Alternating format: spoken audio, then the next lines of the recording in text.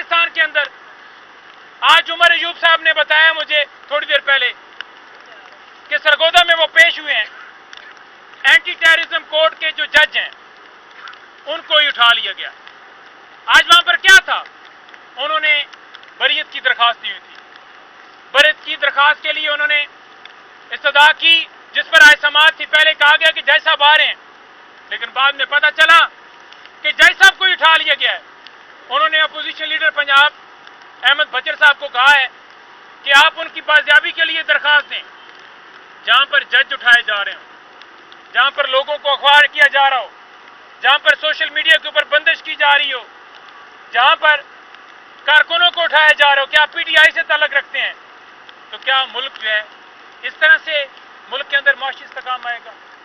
और मैं आपको कहना चाहता हूं कि 8 तारीख को, 8 सितंबर को ये जो मुल्क के अंदर जुल्म जबर है, लाकानूनियत है, इमरान खान साहब की रिहाई, हमारे वर्कर्स की रिहाई, तमाम लीडरान की रिहाई, कानून की बालादस्ती के लिए हम 8 तारीख को जलसा करने जा रहे हैं।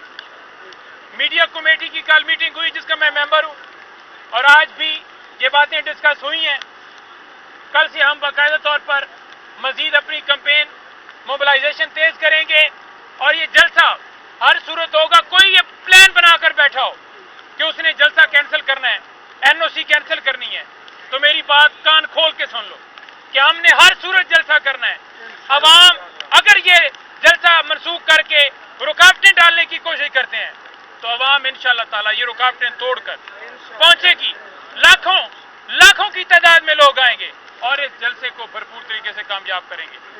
अगर किसी ने एफआईआर देने की जुर्रत की, किसी ने मुकदमे बनाने की जुर्रत की, तो हम कहेंगे कि वो मुकदमा हम पर बनाया जाए, हमारे कप्तान पर मुकदमा ना बनाया जाए।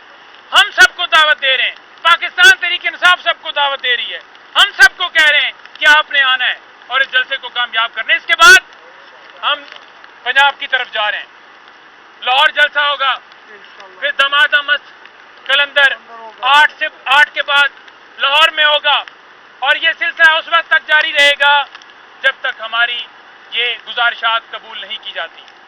आईने पाकिस्तान आपको हक देता है जलसा जुलूस रैली निकालने का।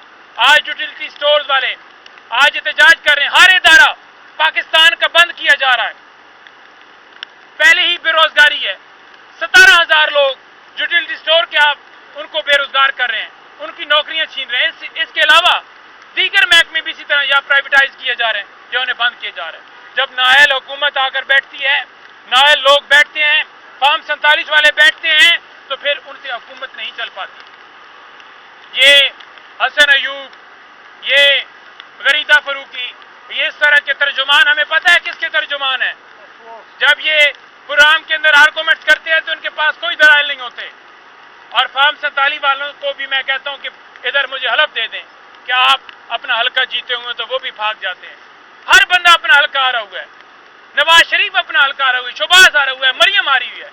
मरूसी सियासत को इमरान खान ने खत्म किया। आप देख लें कि उधर पीपल्स पार्टी में भी एक लाइन लगी हुई है, बाप भी एमएनए, बेटा भी एमएनए, दूसरा बेटा भी एमएनए, तीसरा बेटा भी एमएनए, चौथा बेटा एमपीए, और इसी तरह नून लीग में आप चले जाएं, हमजा भी लड़ रहा है एमएनए, शोबाज भी एमएनए, नवाज भी एमएनए, मरियम वजीर आला, और बचता कोई नहीं है, वरना वो भी एमएनए होता।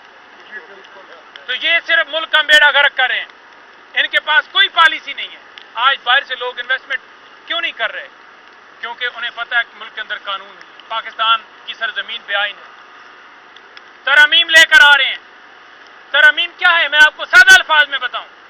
जो तौहीन अदालत खत्म कर रहे हैं, या वो जुडिशल पैकेज के अंदर वो तादाद बढ़ाकर, या सीनियोरिटी वाला जो एक प्रोसेस या एक प्रैक्टिस है उसको चेंज करके जो ये करना चाहते हैं, उसका सिर्फ मकसद ये है कि जो धांधली डाका डाला गया है 8 फरवरी को, उसके ऊपर पर्दा डाला जाए। जब एक बंदा जुर्म एक करता है तो उसके बाद 100 जुर्म करता है, और उस जुर्म को छुपाने के लिए फिर उसके बाद एक नया जुर्म करता है। और तौहीन अदालत भी इसी वजह से ये खत्म कर रहे हैं कि ये चाहते हैं कि कोई जज अगर इंसाफ दे तो उसके खिलाफ ट्रोलिंग की जाए, उसको डराया जाए, उसको धमकाया जाए, और फिर फैसले जो हैं अपनी मर्जी से करवाने के लिए जजेस पर प्रेशर डाला जाए। कोई जज तौहीन अदालत की कार्रवाई इनके खिलाफ ना कर सके। کوئی ان کے بارے میں پوچھے ہی نہیں.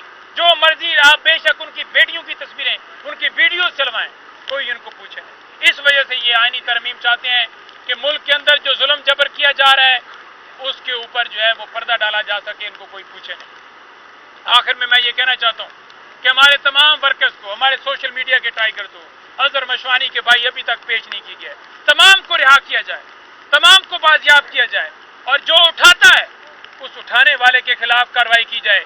جج صاحب نے ایک جگہ پر ریمارکس دیے, انہوں نے کہا کہ ہم اس لیے کارروائی نہیں کر رہے کیونکہ ہمیں پھر یہ ہوتا ہے کہ پھر ان کی فیملی کو تکلیف نہ ہو.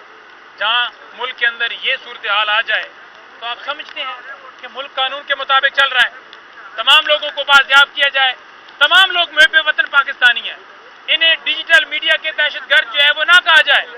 یہ آواز ہے, یہ عوام کی آواز ہے, یہ رائے رکھتے ہیں کہ ملک کے اندر قانون ہونا چاہیے. اگر آپ کو تکلیف ہوتی ہے تو ہو, لیکن اغوا کاریاں بند کریں. پریس کانفرنس کرتے ہیں, بلیک میل کرتے ہیں, یہی رہ گیا پاکستان کے اندر.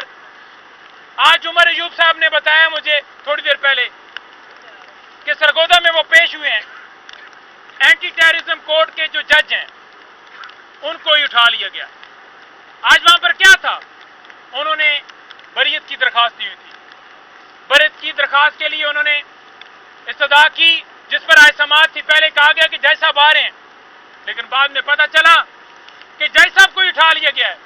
انہوں نے اپوزیشن لیڈر پنجاب احمد بچر صاحب کو کہا ہے کہ آپ ان کی بازیابی کے لیے درخواست دیں.